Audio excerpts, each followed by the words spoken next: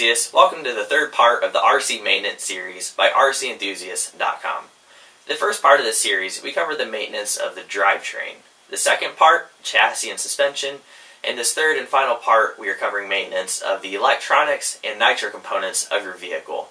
We'll show you the general maintenance you should do regularly to keep your vehicle running at its best and problems to look for and fix. Let's start with the electronics. Now, the first thing you need to check on your vehicle are the wires. This includes the wires to the steering servo, the speed control, the battery cables, motor wires, and the antenna. Make sure none of the wires are broken, and make sure there are no exposed wires. The insulation should completely cover all metal parts of the wire. If any of the wires are exposed, they could short out on each other and cause havoc in your electronic system.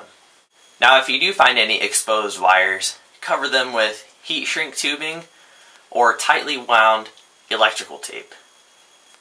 While you're checking the insulation on your wires, make sure the solder joints are nice and solid. If they're loose, resolder them. It is important to clean and lubricate your electric motor to increase not only its life, but its performance. Under normal driving conditions, you should clean your electric motor every 5 to 10 runs. Maintenance will be much easier with the motor out of the vehicle. Use a small brush, like a toothbrush, to clean off the bearings and the end bell.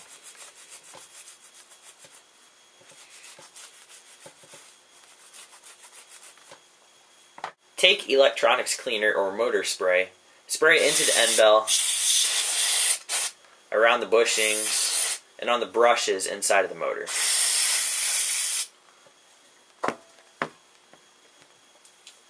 Let the motor air dry and make sure it's dry before lubricating it.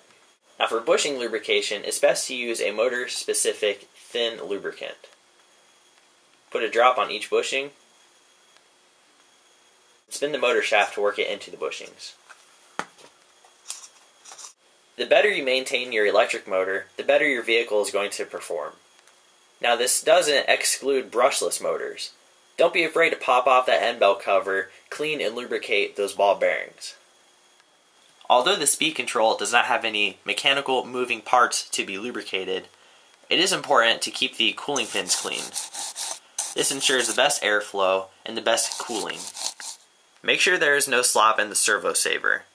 Servo savers do wear out over time, and companies like Traxxas recommend replacing the servo saver occasionally. Now that we've covered the basic maintenance of your electronics, let's move on to nitro components. If you want an easy-to-tune nitro vehicle that performs at its best, it is important to regularly check and maintain your nitro components. This includes the engine itself, glow plug, air filter, exhaust couplers, gas tank, and fuel lines.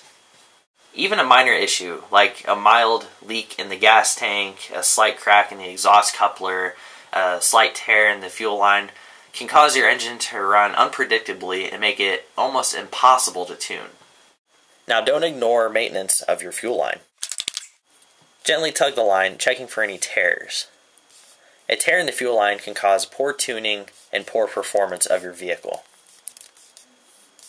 Fuel line is relatively inexpensive and should be replaced every year or after your vehicle has been stored. Most nitro vehicles come with plastic gas tanks that can be cracked under hard impact. Visually inspect the gas tank out of the vehicle, looking for any cracks or anywhere where nitro could leak out of the gas tank. If you have a spring-loaded lid, pull the lid back and make sure there's still strong tension with the spring. Even if your engine is running okay, check the filament in the glow plug. If it shows any signs of damage, replace it. And the last topic we're going to cover is batteries. This involves both electric and nitro vehicles. Nitro vehicles use a receiver pack to power the servos and the receiver. Now, it's important to cycle your nickel metal hydride and NiCad packs, as they can form a memory and lose some of their milliamp rating. Cycling involves completely discharging the battery pack and completely charging it in cycles, building the memory, building the milliamps, and in some cases, building up the voltage. Now, if your charger is not capable of cycling a battery, you can buy individual battery dischargers to completely discharge the pack and then charge it back up with your regular charger. LiPo batteries need to be balanced on a regular basis, as the cells can become unbalanced, and a LiPo cell, if it's discharged too low or charged too high, can be permanently damaged and actually can become dangerous. A LiPo can catch on fire. The battery is the heart of your RC Thanks vehicle. for watching the third and final Don't part misuse of the RC maintenance series by rcenthusiast.com. Remember that simple checkups and maintenance of your drivetrain, chassis, suspension, electronics, and nitro components will keep your vehicle running at its best and ready to run when you are. Be sure to tune in next week for another RC Enthusiast video. Hit the subscribe button right up there to see when we post a new video. Log on to rcenthusiast.com for more useful information. We hope that you found the information presented in this 3-part RC maintenance series useful and can apply it to your own RC vehicles to increase their performance and their reliability. Thanks for watching.